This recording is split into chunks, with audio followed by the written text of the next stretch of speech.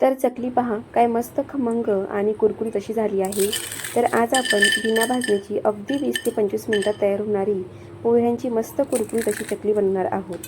अगदी पहिल्यांदा जरी तुम्ही ह्या चकल्या बनवल्या ना तरी 100% त्या अगदी परफेक्ट अशा बनणार। कारण त्यासाठी मी तुमच्यासोबत अगदी परफेक्ट आणि अचूक असं प्रमाण शेअर करणार आहे। बऱ्याच वेळेस भाजणी जमली नाही की चकल्या ह्या बिघडतात। तर अशा वेळी अगदी कमी वेळेत साध्या सोप्या पद्धतीनं बिना भाजणीची अगदी कमीत कमी तेलकट त्याचसोबत एकदम कुरकुरीत अशी चकली कशी बनवायची तर ते पाहणार आहोत। त्याचबरोबर चकली बनवत असताना चकली ही तुटते, मग अशा वेळी काय करावे तर ते सुद्धा मी ह्या व्हिडिओच्या शेवटी सांगणार आहे।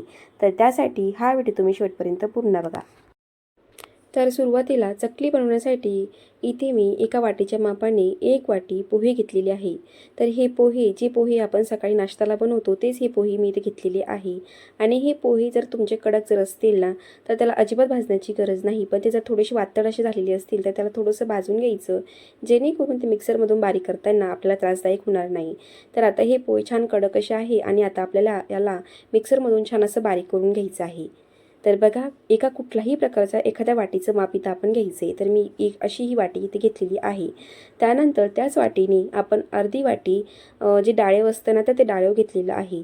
तर हे डाळिवसुद्धा आपल्याला मिक्सरमधून छान असं बारीक करून घ्यायचं आहे। तर इथे मी एका ताटामध्ये चाळणी घेतलेली आहे आणि ह्या चाळणीमधून सुरुवातीला आपण जे पोहे बारीक करून घेतलेले होते तर त्याचं पीठ आपण इथे गाळून घेणार आहोत। तर मी इथे तो एकदम सोजीची चाळणी न घेता जी आपण गहू चाळण्यासाठी गव्हाचं पीठ चाळण्यासाठी जी चाळणी वापरतो ना तीच चाळणी मी इथे घेतलेली आहे। त्यानंतर मी इथे जे डाळीवरचं पीठ तयार करून घेतलेलं होतं ते पीठसुद्धा अशाच ह्या चाळणीने मी ते गाळून घेणार आहे, जेणेकरून यामध्ये काही असेल तर ते वरच्यावर इथे निघून जाईल। तर अशा प्रकारे अगदी हलक्या हाताने मी छान असे ते गाळून घेतलेलं आहे। तर यानंतर आपण आता इथे घेणार आहोत तांदळाचं पीठ, किंवा जी मार्केटमध्ये तांदळाची पिठी मिळते ना तीच मी इथे वापरणार आहे। जर तुमच्याकडे घरगुती तांदळाचं पीठ असेल तर ते सुद्धा वापरलं तरी चालते। तर तरीसुद्धा आपण हे तांदळाचं पीठ घेतल्यानंतर हे अशा प्रकारे गाळून घेणार आहोत। तर हे तांदळाचं पीठ घेत असताना मी त्याच वाटीने 1.5 वाटी तांदळाचं पीठ इथे घेतलेलं आहे आणि अशा प्रकारे ते छान असं गाळून घेते, जेणेकरून यामध्ये सुद्धा काही असेल तर ते सुद्धा इथे निघून जाईल। तर यानंतर आपल्याला इथे त्याच वाटीच्या मापाने पाव वाटी तेलाचं मोहन घालायचं आहे। तर एकदम कडकडीत असं तेलाचं मोहन आपल्याला ह्या पिठामध्ये घालायचं आहे। तर जोपर्यंत तेल तपत आहे तोपर्यंत आपण हे जे पीठ घेतलेलं आहे ना तर ते पीठ सर्व छान असं एकत्रित करून घेणार आहोत। आता आपल्याला हे कडकडीत तापलेलं जे मोहन आहे ना ते ह्या तेलामध्ये पिठामध्ये घालायचे। तर त्यासाठी एकदा आपण हे तेल चेक करून बघणार आहोत की तेल छान कडकडीत असं तापलेलं आहे की नाही। आणि आता हे तेल आपण या पिठामध्ये घातल्यानंतर सुरुवातीला तेल खूप जास्त गरम असल्यामुळे आपण एखाद्या चमच्याने छान असं एकत्रित करून घेणार आहोत व त्यानंतर आपण हाताने हे पीठ किंवा हे तेल या पिठाला व्यवस्थित असं लागलं जाईल अशा प्रकारे व्यवस्थित असं चोळून घेणार आहोत। तर ह्या चकली बनवण्यासाठी मी अगदी असं अचूक असं प्रमाण इथे सांगत आहे। तर आपल्याला इथे जवळपास सुरुवातीपासून 1 वाटी पोहे, अर्धी वाटी डाळिव, 1.5 वाटी तांदळाचं पीठ आणि त्यासाठी पाव वाटी आपल्याला इथे तेल लागलेलं आहे। तर तेल पाव वाटीच घ्यायचं, यापेक्षा अजिबात जास्त किंवा कमी घेऊ नका। खूप जास्त जर तुम्ही ते तेलाचं मोहन जर घातलं तर चकली तेलामध्ये सोडल्यानंतर ती एकतर ती तळल्या व्यवस्थित जाणार नाही किंवा ती तेलामध्ये विरघळण्याची शक्यता असते। त्यानंतर आता हे छान असं पीठ आपण तर चोळून घेतलंय, तेल या पिठाला लागलेलं आहे आणि आपण मूठ जर बंद करून बघितलं तर त्याचा छान असा एक गोळा तयार होतो। त्यानंतर आता आपल्याला यामध्ये चवीनुसार मीठ घालायचं आहे आणि आता आपल्याला यामध्ये काही मसाले घालायचे। त्यामध्ये मी इथे 3 चमचे तीळ घालतीये, 1 ते 2 चमचा लाल तिखट घातलेला आहे, अर्धा चमचा हळद पावडर घातलेला आहे आणि 1 चमचा मी धने आणि जिरे पूड घातलेली आहे। तर हे सर्व यामध्ये घातल्यानंतर हे छान असं व्यवस्थित असं एकत्रित करून घेणार आहोत। तर आज आपल्याला ह्या चकलीची उकड अजिबात काढायची नाही। तर आपल्याला हे चकलीचं पीठ भिजवत असताना त्यामध्ये अगदी कडकडीत असं पाणी घालायचं आहे। तर कडकडीत असं पाणी घालून आपण हे पीठ इथे भिजवून घेणार आहोत। तर सुरुवातीला थोडं थोडं करून पाणी घालायचं, अगदी एकदम यामध्ये पाणी घालू नका, नाहीतर पाण्याचा प्रॉपर असा अंदाज इथं आपल्याला येणार नाही। तर सुरुवातीला मी थोडंसं पाणी घालतीये व पाणी खूप जास्त गरम असल्यामुळे चमच्याने हे छान असं एकत्रित करून घेते। त्यानंतर हे थोडंसं एकत्रित करून घेतल्यानंतर परत आपल्याला एक अंदाज येतो, त्यानंतर अजून थोडं पाणी घालून मी हे पीठ असं ओलं करून घेत आहे। पाणी गरम असल्यामुळे आपण हे पीठ तर चमच्याने एकत्रित करून घेतलं आहे, पण तरीसुद्धा आता आपल्याला ही चमच्याचा वापर न करता अगदी हाताने ह्या पिठाचा छान असा गोळा तयार करून घ्यायचा आहे. पण तरीसुद्धा हा गोळा बनवत असताना हे पीठ अगदी गरम असं आहे. तर आपल्याला आता अजून थोडं थोडं पाणी घालून या पिठाचा एक मस्त असा इथे गोळा तयार करून घ्यायचा आहे. खूप जास्त सैल किंवा खूप जास्त कडक न करता अगदी मध्यम स्वरूपामध्ये आपल्याला चकलीसाठी जे लागणारं पीठ आहे ना, ते इथे तयार करून घ्यायचे. तर चकलीसाठी लागणारं जे पिठाचा गोळा आहे ना, तो मस्त असा मी इथे तयार करून घेतलेला आहे. आता आपल्याला हे पीठ चकलीच्या सोऱ्यामध्ये घालून घ्यायचे. तर सुरुवातीला इथं आपण चकलीचा जो सोऱ्या आहे ना, तो तो बघत आहोत. तर त्यामध्ये मी चकलीसाठी जी चाळणी असते ना, ती यामध्ये टाकलेली आहे. त्यानंतर सोऱ्यामध्ये डायरेक्टली पीठ ॲड न करता सुरुवातीला आपल्याला तेलाचा हात घेऊन या सोऱ्याला लावून घ्यायचे. म्हणजे काय होतं ना, ज्यावेळेला आपण सोऱ्या वापरून धुवायला जातो, तर त्यावेळेस धुवायला अजिबात कठीण जात नाही. त्याला अजिबात पीठ चिटकत नाही आणि पटकन असं धुतलं जातो. तर आता आपण जे भिजवलेलं पीठ आहे ना, तर ते घेत आहोत आणि त्याचा एक छोटासा एक बॉल साईजचा गोळा घ्यायचा. जेवढं पीठ ह्या सोऱ्यामध्ये मावेल तेवढासा गोळा इथे घ्यायचा आणि लांबट आकारामध्ये त्याला शेप द्यायचा आणि तो गोळा आपण आता चकलीच्या सोऱ्यामध्ये घालून घेत आहोत. आणि राहिलेलं जे पीठ आहे ना, ते झाकण ठेवून त्याला असंच बाजूला ठेवायचे. आता ह्या चकलीच्या सोऱ्यामध्ये हा पिठाचा गोळा घालत असताना अगदी दाबून दाबून ह्या सोऱ्यामध्ये पीठ भरायचं, जेणेकरून ह्या सोऱ्यामध्ये अजिबात पोकळ अशी जागा राहिली पाहिजे नाही, नाहीतर चकली ही तुटू शकते. तर अशा प्रकारे मी हे पीठ या चकलीच्या सोऱ्यामध्ये घालून घेतले आणि आता हा सोऱ्या छान असा बंद करून घेत आहे. तर आता यानंतर आपल्याला चकली तयार करण्यासाठी इथे अशा प्रकारे मी 2 ते 3 प्लेट घेतलेल्या आहेत आणि ह्या प्लेटवरती छान अशी हव्या त्या आकारामध्ये, छान गोलगट अशा आकारामध्ये मी चकली इथे पाडून घेत आहे. तर बघा, काही सुबक आणि सुंदर अशी आपली चकली दिसत आहे. अगदी काटेरी जसे दिसते ना, त्याच प्रकारे ही चकली आपली तयार झालेली आहे.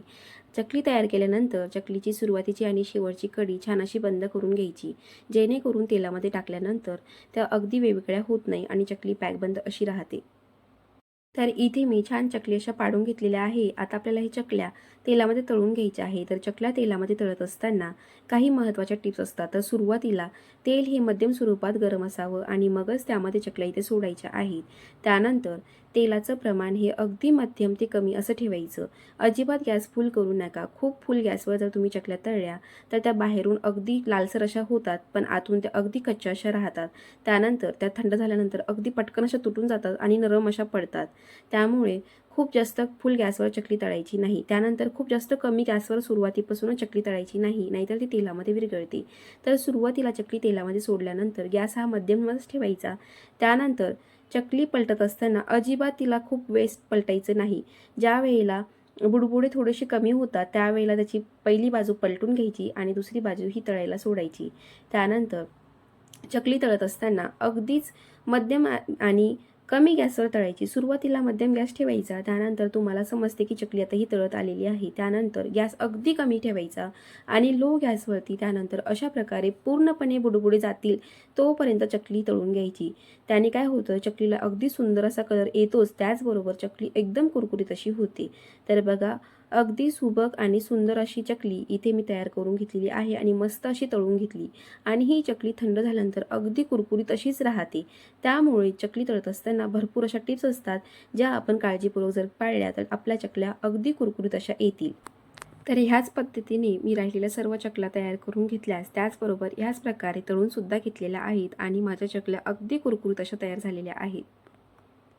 तर बघा, मी खूप साऱ्या चकल्या इथे तयार करून घेतलेल्या आहे आणि ह्या चकल्यांचा कलर बघा, दिसायला सुद्धा बघा की अगदी काटेरेषा झालेल्या आहेत आणि कलरनुसार जर तुम्ही बघितल्या तर काय सुंदर असा कलर आलेला आहे. तर तो सुद्धा तुम्हाला इथे दिसतो. अगदी काटेरी, हाताला टोचावे इतके काटे ह्या चकलीला आलेल्या आहेत आणि सुंदर अशा दिसत आहे. तर ह्या चकल्या सुंदर तर झालेल्या आहेत, काटेरीही झालेल्या आहे आणि त्याचबरोबर अतिशय कुरकुरीत अशा सुद्धा झालेल्या आहेत. म्हणजे चकली आपली संपेपर्यंत अगदी कुरकुरीत राहते, अगदी 100% कुरकुरीत राहते. एवढी सुंदर ही चकली इथे झालेली आहे. आणि ह्या संपूर्ण चकल्या तळत असताना मला अजिबात खूप जास्त तेलाचा वापर सुद्धा करावा लागला नाही. अगदी कमीत कमी तेलकट अशा ह्या चकल्या इथे तयार करून झालेल्या आहेत. जर ही चकली एकदम कुरकुरीत आणि खायला अगदी छान अशी लागते, तर मग आता भाजणीची चकलीची गरजच काय. आणि त्याचबरोबर अगदी कमी वेळेत म्हणजे 20 ते 25 मिनिटात जर तयार होते, तर मग कशाला करायची भाजणी, असा जर प्रश्न पडत असेल ना, तर नक्कीच ही चकली ट्राय करून बघा. आणि ह्या सणासुदीला मी तर म्हणेल हीच अशाच प्रकारे चकली ट्राय करून बघा आणि ट्राय केल्यानंतर मला कमेंट करून नक्कीच कळवा. तर सुरुवातीला सांगितल्यानुसार आज मी तुमच्यासोबत अतिशय महत्त्वाची टिप शेअर करत आहे, जी म्हणजे चकली बनवत असताना चकली ही तुटत आहे. तर अशा वेळी काय करायचं? तर आज मी तुमच्यासोबत अतिशय सोपी अशी ट्रिक सांगणार आहे, जेणेकरून तुमची चकली अतिशय परफेक्ट अशी बनेल आणि अजिबात तुटणार नाही. तर त्यासाठी इथे आपण काय करणार आहोत, जर ते चकलीचं भिजवलेलं पीठ आहे ना, तर त्या पिठामध्ये आपल्याला अजून थोडंसं गरम पाणी घालायचं आहे. तर पाणी घालत असताना अगदी एकदम न घालता अगदी थोडं असं पाणी घालायचं आणि आपल्याला चकलीसाठी म्हणजे चकलीच्या साच्यामध्ये जेवढं पीठ घालायचं ना, तेवढ्या पिठामध्ये थोडं करून पाणी घालायचं आणि ते पीठ भाकरीला ज्या प्रकारे आपण पीठ मळतो त्याच प्रकारे हे पीठ मळून घ्यायचं आणि तेवढंच सैल असं ठेवायचं. अजिबात खूप जास्त कडक किंवा खूप जास्त पातळ असं न करता भाकरीला ज्या प्रकारे आपण पिठाचं प्रमाण करतो ना, तसंच ठेवायचं आणि हे पीठ मस्त मळून घेतलं ना, की हे पीठ अजिबात तुटत नाही आणि ह्या पिठाची जर तुम्ही चकली बनवली ना, तर अतिशय मस्त अशी बनते. अजिबात तुटत नाही आणि व्यवस्थित अशी बनल्या जाते. तर ही खूप महत्त्वाची टीप वापरून तुम्ही सुद्धा अतिशय परफेक्ट अशा चकल्या इथे बनवू शकता. तर आज मी तुमच्यासोबत चकलीची अतिशय सोपी अशी पद्धत, त्याचबरोबर चकली बनवण्यापासून चकली तळेपर्यंत भरपूर अशा टिप्ससुद्धा शेअर केलेल्या आहेत.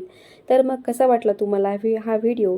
आवडला असेल तर प्लीज मला सबस्क्राईब करा. त्याचबरोबर ही रेसिपी आवडली असेल तर प्लीज एकदा ट्राय कराच आणि ट्राय केल्यानंतर मला कमेंट करून नक्की कळवा. नेहमीप्रमाणे मी तुमच्यासोबत अतिशय सोप्या अशा रेसिपी शेअर करत असते. तर हा व्हिडिओ तुम्हाला आवडला असेल तर प्लीज तुमच्या नातेवाईकांना सुद्धा हा व्हिडिओ नक्की शेअर करा आणि ह्या दिवाळीला नक्की हा प्रकारे चकल्या ट्राय करून बघा. हा व्हिडिओ पूर्ण बघितला त्यासाठी तुमचे मनापासून धन्यवाद.